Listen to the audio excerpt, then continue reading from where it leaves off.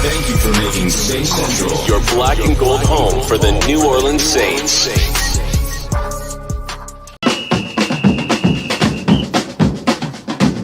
Who that say they gonna beat them Saints? Who that? Who that? Who that say they gonna beat them Saints? Who that? Who that? Who that say they gonna beat them Saints? Who that?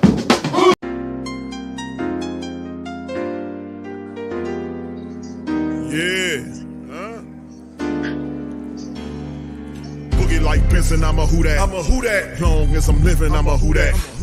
Lose or winning, I'm a who that. Sports coma, yeah, this is where we do that. Where we do that, where we do that, where we do that, where we do that, where we do that. Boogie like Benson, I'm a who that. I'm a who that. Sports coma, this is where we do that. Where we do that. Welcome, welcome, welcome. Somebody please better help. Running this thing like Elf. I thank God every day I'm not a felt. Go to YouTube Live with Big Q and the guys. If you ain't ride or die, the bandwagon get flipped. Been marching in, that was way for the ring. I was yelling out your shame for the championship. Bucking on town, duck down. Falcons, pluck, get shut down. Panthers ain't much touchdown. The vision really belong to us now. So much hate on the Saints, you could probably tell. Ever since Bounty Gate hit the NFL, when things seem fishy, then you probably smell the crooked referees or Roger Goodell. Yeah, money like this, and I'm a who that. Every day I'm living, I'm a who that. Lose or winning, I'm a who that. It's the sports coma, this is where we do that. Where we do that, where we do that, where we do that, where we do that, where we do that. Boogie like this, and I'm a who that. It's the sports coma, this is where we do that. You're listening to the Sports Coma with Big Q and the guys on the PRO Media Network. Welcome. You're now rocking with the Sports Coma with Big Q and the guys, where we have intense, entertaining, educating, and enlightening sport talk from your favorite sports family. We up in this thing. Shout out to the Who Dat Nation, as we got a special guest tuning in, a very happy guest tuning in this episode of the Coma. It's Solomon Wilcots, man, and we know him. The guy's a terrific broadcaster. Y'all remember Solomon Wilcots from doing a lot of great games. His analyzing, breaking down the game. And I told him he must have been a math teacher in his past life, because that dude know how to break down and talk about some sports. And we feel honored and blessed to be able to have Brother Solomon chiming in us. He's the host of the Bleav in Bengals podcast, and he's here to talk some football. Welcome to the stream, Mr. Wilcots. How you doing, sir? I am doing great, and glad to be on with you. All right, and we're going to talk some Bengals, and as you can see, the man smiling from ear to ear right here, because this has been a pretty difficult of a show if the pendulum had swung in the opposite direction. You see what I'm saying? So You're right. See.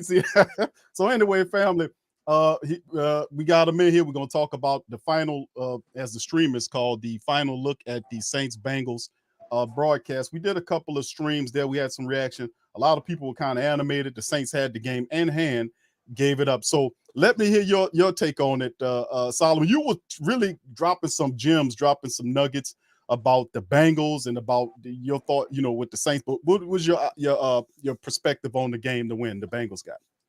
Well, look, it was a game where I thought the Saints came out ready to play, and they surprised me because I think they performed above expectation.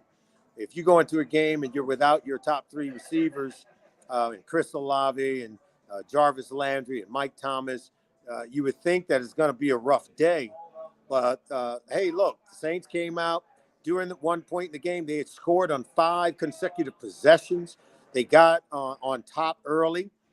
And every time the Bengals decided they would answer, the Saints would come back and score again. They scored on 5 straight drives throughout the game. They controlled the game for the entire game and held the lead until the Bengals had scored 10 points in the final minute and 44 seconds of the game.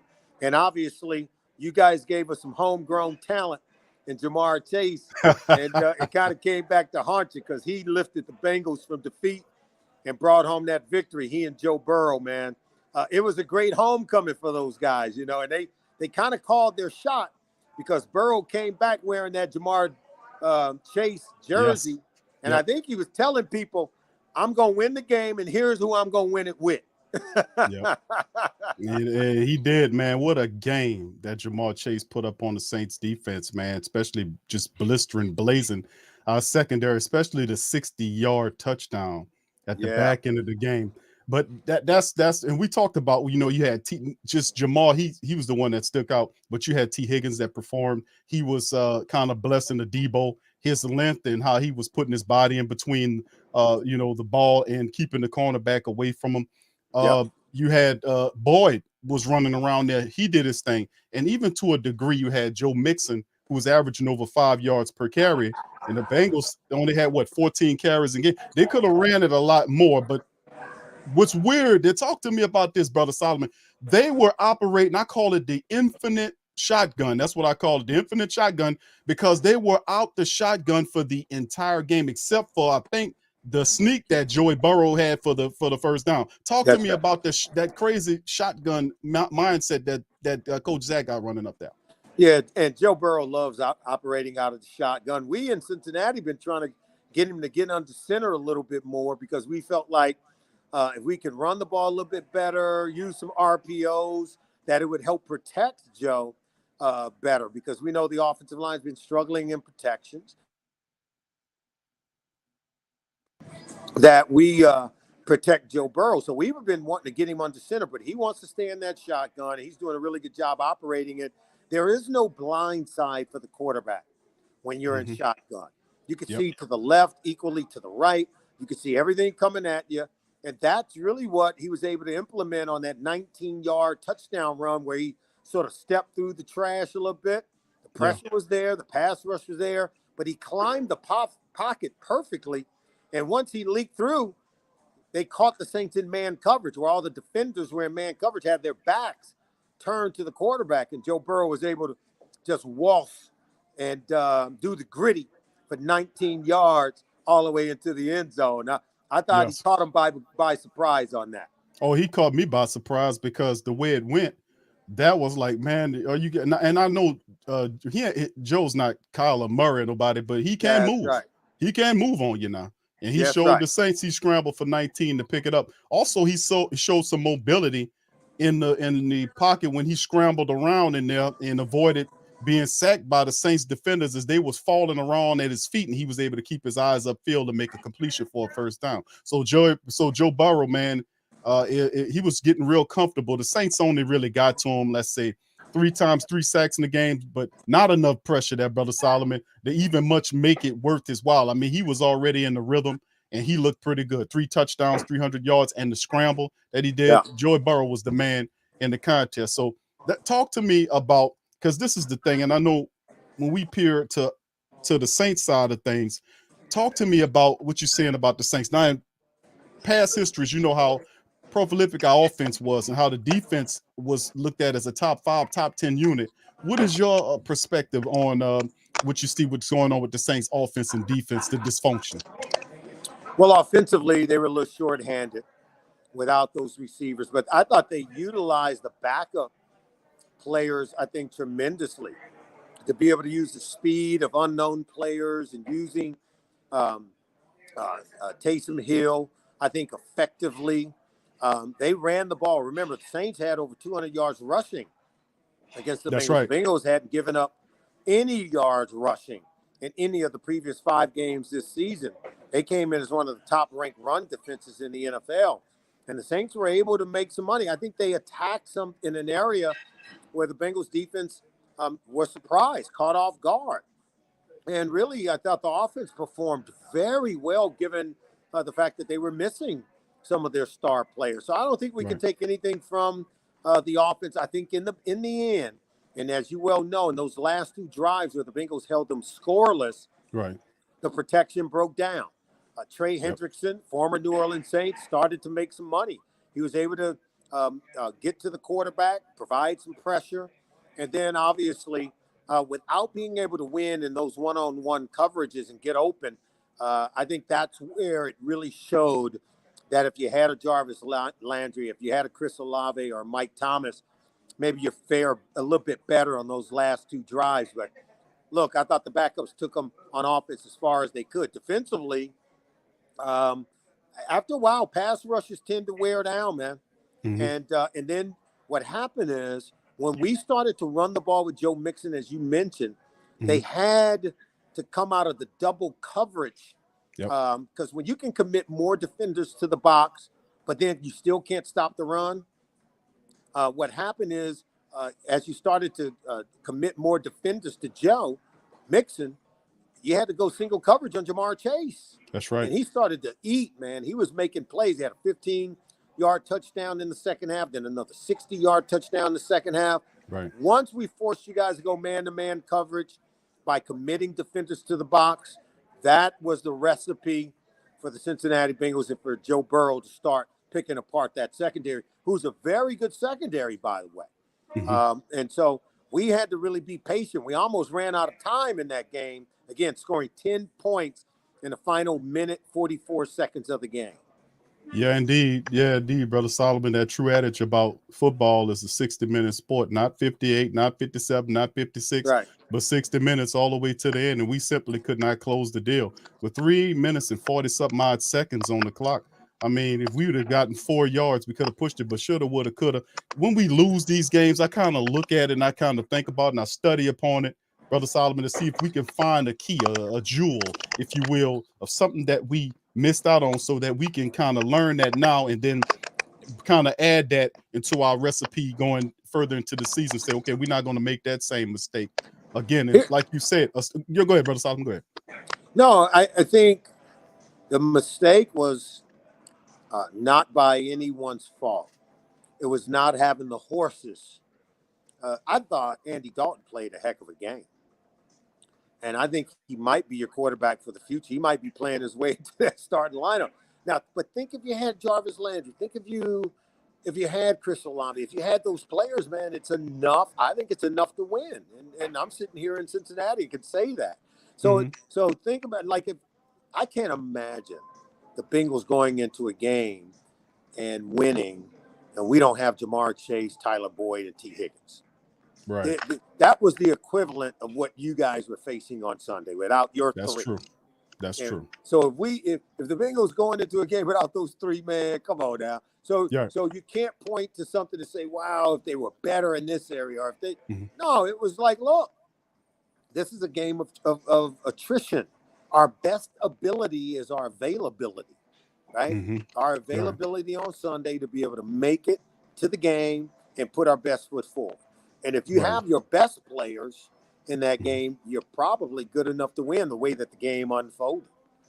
Yeah, you made a great point pre-show when we talked about the fact that the as I call them, the back of the backups, Andy Dalton and our 4th string, 5th string, 6th string wide receiver who comes off the practice squad for the 44-yard touchdown you talked about pre-show. Listen, the Saints offense, that was a positive, and that's something that I talked about, was the fact that the Saints had 4th, 5th, and 6th string wide receivers competing with the Cincinnati Bengals top wide receivers. And the Bengals, offensively speaking, had all of their personnel. Great point. Then we talk about the fact that, and we really hadn't pointed that out, about the Cincinnati Bengals coming up into the game. They hadn't allowed, they were averaging through those games less than 97, 98 yards rushing per contest. Saints do 230 something. That's right. 238. So, I mean, I'm gonna tell you, man, it was very disheartening when the team can run the ball on you like that. You don't think you're gonna come out of there with a win. And so I think they leverage understanding, okay, our top 3 receivers are out. We're gonna have to run the ball impressively today. They even have a shot to win. And they leaned into that running game. They controlled the fight. They had the lead up until last minute of the game. And that was the difference right there. But to be able to get that kind of production with your 3rd, 4th, and 5th string receiver, Taquan Smith came and he was bringing it. Marquez Callaway and Sheheen. These guys, man, they used his speed on that end around, man, and that we couldn't have pulled his flag, let alone tackle him. That dude was running so fast. Yeah, fast. So that kind of speed, I'm telling you, they found another player who I think they're going to be using more of that. These guys, they played tremendously. I think Saints need to come away saying, man, it was tremendous. It was tremendous. Now, look, you get a backup corner on Jamar Chase, single coverage. He gonna make you pay. And listen, man, That's Bradley Roby, brother Solomon. Now, that's Bradley Roby. I know. He been in the league for some years, and he's still a young fella. So I keep asking, man, why in the heck y'all had to give up on Chauncey Gardner-Johnson?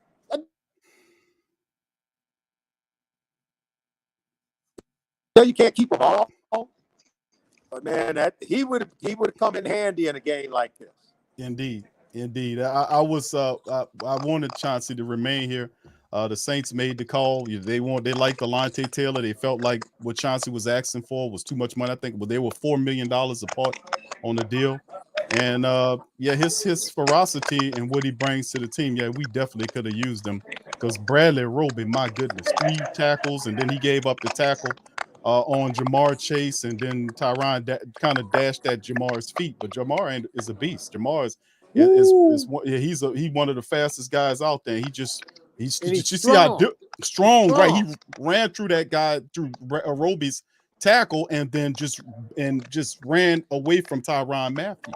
So I mean, Chase is a hell of a player. I'm sorry we allowed him to go up to the Cincinnati Bengals, but at the time, brother Solomon, we had a guy that was shopping in your grocery store in Ohio. We was buying apples from Ohio State. He didn't want to buy apples from down here at Louisiana State. He liked the Ohio State apples better.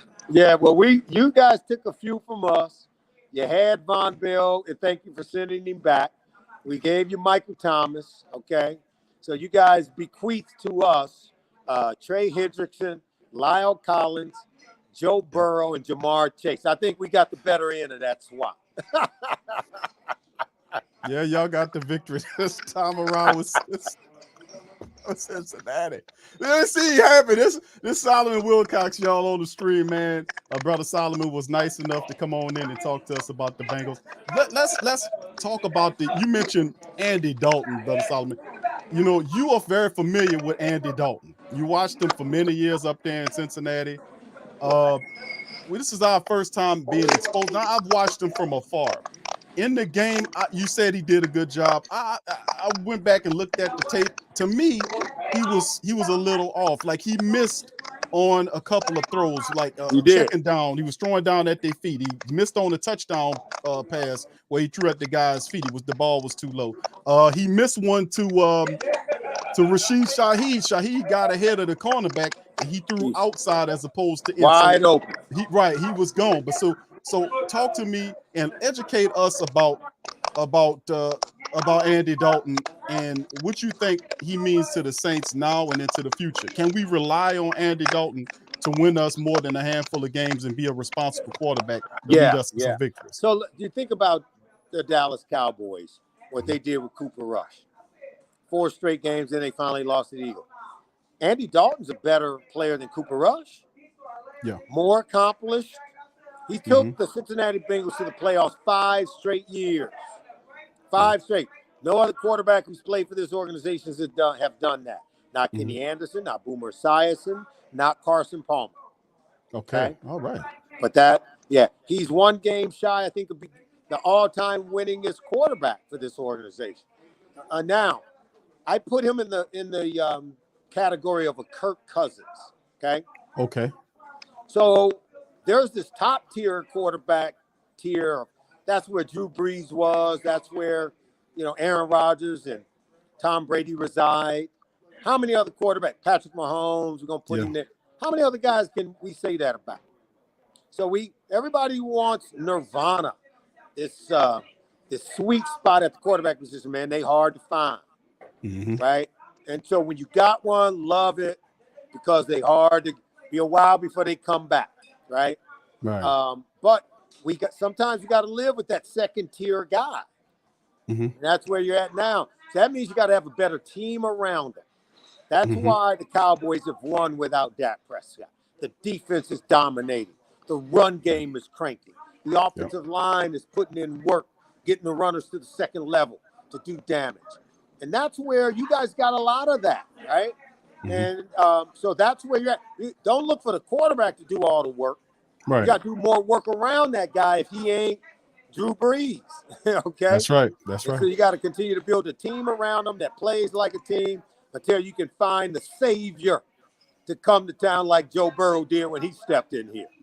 Yeah, Joey Burrow, man, you're right. Boy, you don't see him often, but when you do see him, you know what you're dealing with. We knew when Joe Burrow was at LSU, when he went to the next level, he was ready to step up and handle some business. Let me tell you something. And you mentioned you thought about you mentioned Andy Dalton in contrast to Jameis Winston. You saying you thinking Dalton might take it from him? What you think, Brother Solomon? Look, man, it's hard to win if your quarterback's throwing it to the other team. You can't do it. It was something about Jameis that when he was in Tampa, he threw it a lot to the other team. You think it was then scheme? when he played and when Sean Payton was there for it seemed like Sean had this calming impact on him where he knew if he risked that ball, man, don't come back to the sideline now. And so he was so much better in that area. And now Sean's gone and some of those old things have come back. And so he's got to get back to being a calming influence and not throwing the ball to the other team, because you cannot win in this league if you are a high interception thrower. Indeed, that's a recipe for absolute failure, and right to the bench you go, and right on out the NFL if you do stuff like that. Listen, and Brother Solomon chiming in. Brother Solomon, y'all have who the Bengals got next? Got the Atlanta Falcons, man. They're a much improved team. Atlanta Falcons, I want y'all to do us a favor, Brother Solomon. We need you to knock them Falcons upside the head, and that's what we need. The Who Dat Nation need the Who Dat Nation to help us out on that one. To kind of knock them old Falcons upside the head and bring them down. We need to get this win against Arizona. If y'all can so kindly help us with that.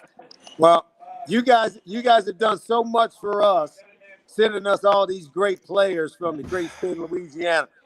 We can't help but take care of you on this one. So we got your back. We're going to serve them Falcons up something good. All right? Hey, I love it. I absolutely love it. But hey, man, Brother Solomon, let the family members know where they can reach you, my friend. Well, you can reach me at go to the Bleav in Bengal podcast by going to Bleav.com, BLEAV.com, or the Bleav Podcast Network, or wherever you get your podcast. You can also catch me on Sirius XM NFL Radio every morning. That's right, my man Adam Jones, T. Higgins, they own that Bleav in Bengals podcast. And go to Sirius XM NFL Radio, where I host the morning show, The Opening Drive, 7 to 10 a.m. Monday through Friday. So I want you to join us and give me a call on the show. See that, Brother Solomon, man. He a busy man, but he'll make time to come on and talk about the Bengals, especially when they get a W. Let me tell you something. All right. So, with that being said, thank you, Brother Solomon. Much love to you, my friend, and appreciate you. Thank you. Have a great day, and thanks for having me. Oh, no problem. Thank you, sir. All right, that's Brother Solomon, man. Great dude, man. Appreciate the brother chiming in on the broadcast. We had some schedule snafus, man, but it was great to get him finally up on the show. And yeah, he's a great dude, fun dude. Listen, we was talking off the show before the show started, man. Let me tell you, he was dropping some real gems about Andy Dalton and how he feel about him and stuff like that. So, I hope y'all guys enjoyed this. Listen, family, for my family members, my Patreon and YouTube membership family, we got the TSC Q&A Live. Show number 123 is going down tonight. We'll be in the stream. We'll be starting in about 10 minutes. So the family members for our TSC Q&A Live show, which is for our Patreon and YouTube members, we'll be starting that show in about 10 minutes. We'll cover all the latest news, the rumors behind the wide receivers, the latest Tuesday report, the fact the Saints added a new defensive lineman to the practice squad, the status on Chris Olave, Paulson, Alante Taylor. We're going to talk about it. We're going to play interviews from Ryan Nilsson and also Pete Carmichael. We're going to cover it all and get all up into it on TSC Q&A Live number 122 or 23, one of them. But anyway, with that being said, I'm going to peace y'all out. I'll see y'all tomorrow when we'll have the preview of the Saints and Cardinals matchup as Locked On Cardinals podcaster, Mr. Alex Clancy, a very smart dude about the Cardinals, will come in and educate us about the Cardinals, let us know about some of the best players and his thoughts on the game as well.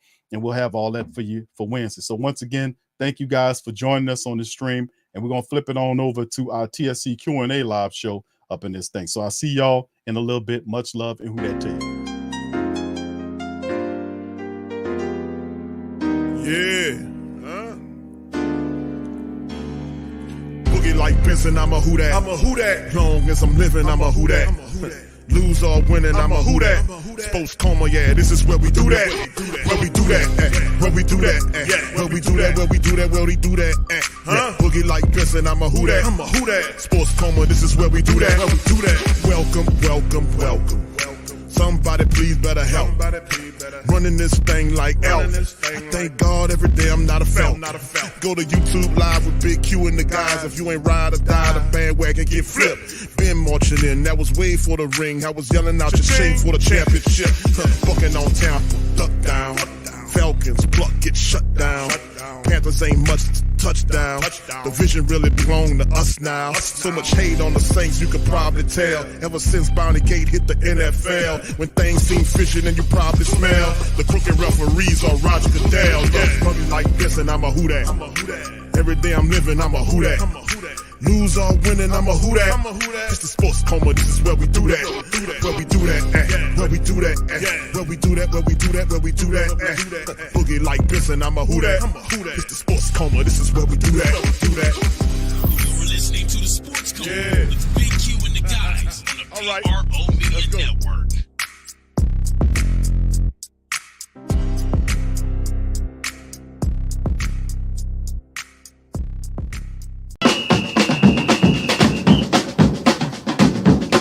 Say they gon' beat them Saints. Who that? Who that? Who that say they gon' beat them Saints? Who that? Who that? Who that say they gon' beat them Saints? Who that? Who that?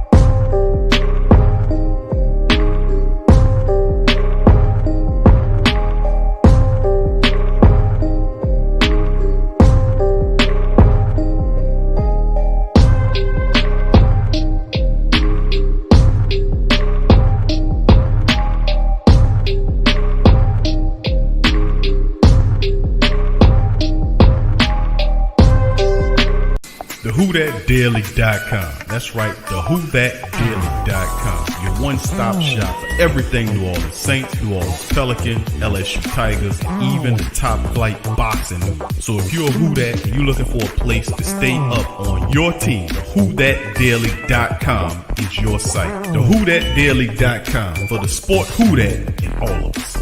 Check out the Pro Shop. That's right, the Pro Shop is the platform store where you can go and buy all the latest merch to support the platform. Available at the Pro Shops, we have dozens of hundreds of products available for you and your family. Unisex tees for men and women, hoodies and sweatshirts, tank tops, kids and baby items, long sleeve tees, mugs, pillows, wall art, bath bedding, face masks, phone cases, stickers, bags, fanny packs, socks, hats, and many other items. Please feel free to check out the Pro Shops. The link is in the description section below. And remember, it helps the platform continue to grow. Check out the Pro Shop and Who That to you.